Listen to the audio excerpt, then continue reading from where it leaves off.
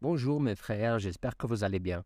Aujourd'hui, j'ai une vidéo un peu différente pour vous. C'est une information qui, d'une certaine manière, vous apportera beaucoup de joie. Mais pourquoi de la joie? Parce que vous allez voir que bientôt, ce que nous attendons le plus va arriver. Le temps du salut arrive, mes frères. Il ne reste plus aucun doute que nous sommes dans le processus final des choses. Et nous savons bien quelle est la promesse de Dieu pour nous tous. À la fin de tout cela, le salut arrive. Vous vous souvenez, j'ai déjà fait une vidéo où j'ai abordé ce sujet dans le passé, en parlant du temple pour le judaïsme, le christianisme et l'islam, tous réunis au même endroit. Et on a appelé cet endroit la maison de la famille abrahamique.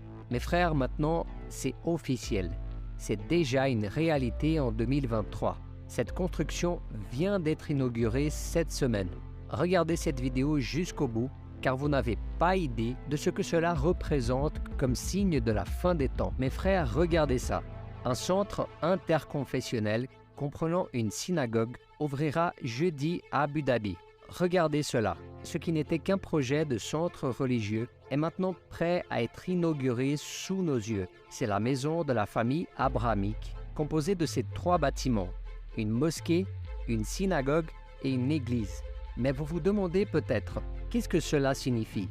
Peut-être que vous êtes nouveau sur cette chaîne et n'avez pas encore suivi tout ça. Mes frères, ceci est le résultat final d'une grande initiative qui a été réalisée par le pape François lui-même et le président des Émirats arabes, Mohammed bin Zayed. Il y a aussi eu la participation de l'administration Trump avec cet accord de paix et d'une certaine manière, toutes les choses se sont réunies pour le bien de cet accord, mais tout a été mené par le pape pour pouvoir garantir un lieu pour cette union basée sur la fraternité et l'humanisme. Et c'est ça le point central de la question de la nouvelle religion mondiale. Mes frères, ce que vous regardez en ce moment, c'est la formation d'une religion mondiale. Vous comprenez ce que cela signifie? Nous assistons à l'unification de tout ce qui est aujourd'hui dispersé. Mais comment ça? Laissez-moi vous expliquer. Vous savez qu'il y a des nations et qu'il y a des gouvernements pour chaque nation. Et comment agissent-ils aujourd'hui? N'agissent-ils pas tous ensemble? C'est donc ça. La chose émane du haut, d'une seule direction, d'un gouvernement mondial et se dirige vers toutes les nations du monde. De plus en plus, on voit de différents dirigeants de ce monde dire que la création d'un gouvernement mondial est indispensable. Un gouvernement qui puisse faire en sorte que les gens obéissent et que les pays aussi obéissent aux décisions liées par exemple au changement climatique et à toute autre chose qui exigerait de l'obéissance de la part de tous. Et cela supprime complètement l'autonomie des pays. Car si le gouvernement mondial a donné ses ordres, c'est terminé. Cet ordre sera appliqué, point barre. Alors qu'est-ce qu'on voit maintenant en 2023? Cette religion dont il parle est en train de naître sous nos yeux, mes frères. Et cela vient de s'accomplir cette semaine. Mais cela signifie-t-il que les autres religions vont cesser d'exister immédiatement? Non. Cela va fonctionner de la même manière que maintenant. C'est-à-dire de la même manière que la chose fonctionne pour un éventuel gouvernement mondial. Il y a des gouvernements dans les pays, il y a effectivement des différences entre eux, mais l'idée est qu'à un moment donné, tout le monde obéisse aux mêmes ordres. Et il en sera de même pour la question de la religion. Avant tout, il y aura cette union d'où viendront les mêmes ordres pour toutes les religions, afin que toutes agissent comme une seule. C'est ainsi que fonctionnera le gouvernement mondial. C'est ainsi que sera la religion mondiale, que certains appellent même le Chrislam. Et les premiers pas pour tout ça ont déjà été faits, mes frères. J'avoue que j'ai du mal à croire que je vous annonce une nouvelle comme celle-là. Lisons une partie de la nouvelle, puis je veux vous montrer après quelques photos et quelques vidéos. La synagogue Moses Ben Maimon d'Abu Dhabi a été inaugurée jeudi et tiendra ses premiers services de Shabbat ce samedi. Alors hier, mes frères, c'est tout récent. Hier, on a déjà réalisé des cultes à cet endroit. La synagogue fait partie de la maison de la famille abrahamique sur l'île de Sadiyat, qui contient des lieux de culte pour les trois confessions abrahamiques, une synagogue, une mosquée et une église. Chaque lieu de culte a été soigneusement conçu, incorporant des matériaux et une architecture traditionnelle utilisée dans les trois religions. L'autel de l'église pointe vers l'est, La mosquée pointe vers la Kaaba à la Mecque et la bima de la synagogue qui est une plateforme surlevée avec un bureau de lecture pour la Torah et les rouleaux de la Torah font face à Jérusalem. La synagogue d'Abu Dhabi a ouvert ses portes jeudi et tiendra son premier service de Shabbat ce samedi. Alors hier elle était déjà en service, mais peut-être que vous vous demandez, est-ce que tous les Juifs sont d'accord avec cela? Évidemment non. Et nous pouvons dire la même chose pour les chrétiens, ils ne sont pas tous d'accord. Il y a seulement quelques groupes qui le sont. Mais comprenez que ce qui est montré ici n'est que la belle partie des choses, c'est-à-dire l'union, la tolérance, ces belles cérémonies, etc.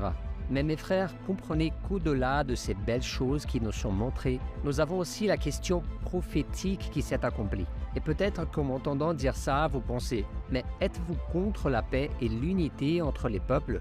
Non, évidemment que non. Il ne s'agit pas de cela.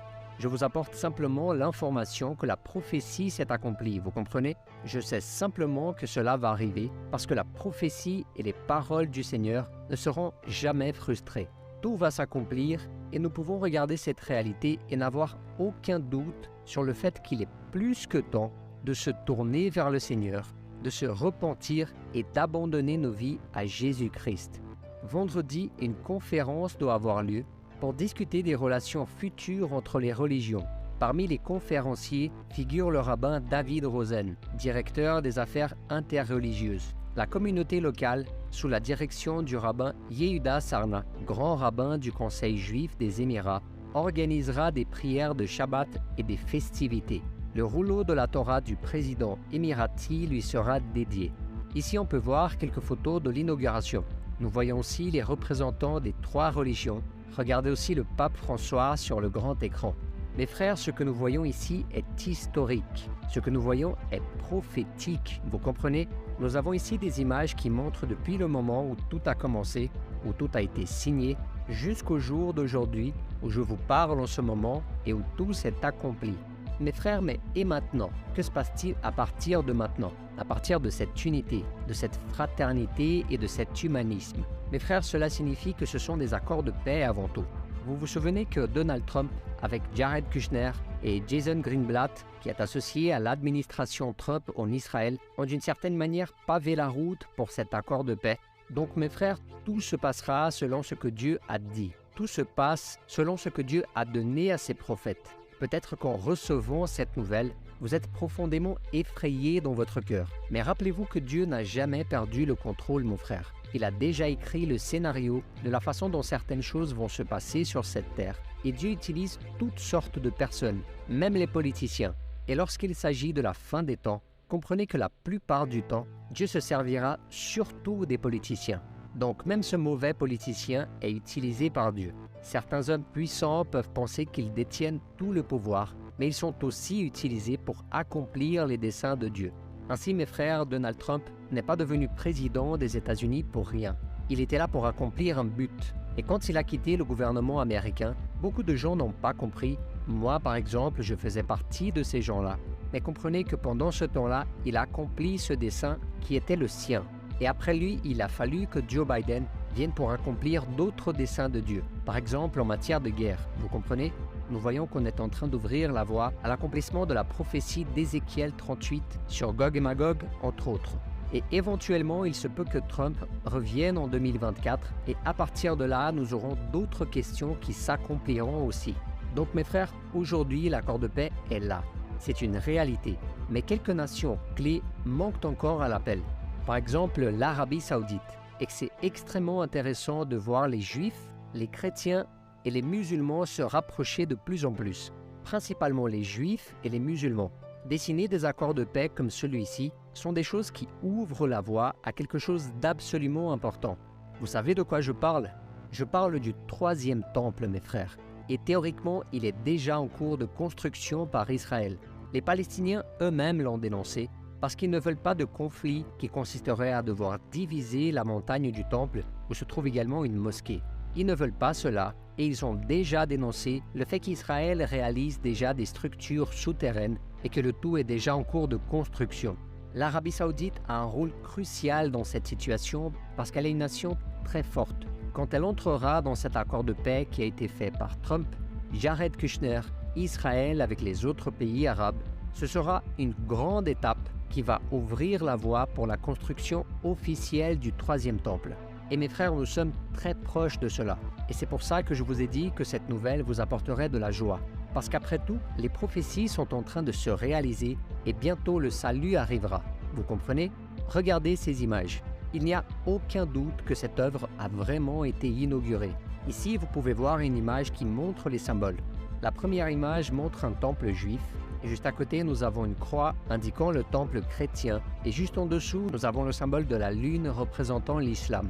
Nous voyons donc que tout cela se passe sous nos yeux. L'inauguration a eu lieu il y a 2 jours. Et maintenant, mes frères, nous allons voir les choses s'accélérer de plus en plus. Il s'agit certainement d'une très belle construction, mais cela représente un grand signe pour nous qui croyons aux paroles laissées par le Seigneur. Cette grande union des choses diverses, que ce soit avec les gouvernements ou les religions, est exactement le monde imaginé par les puissants de ce monde.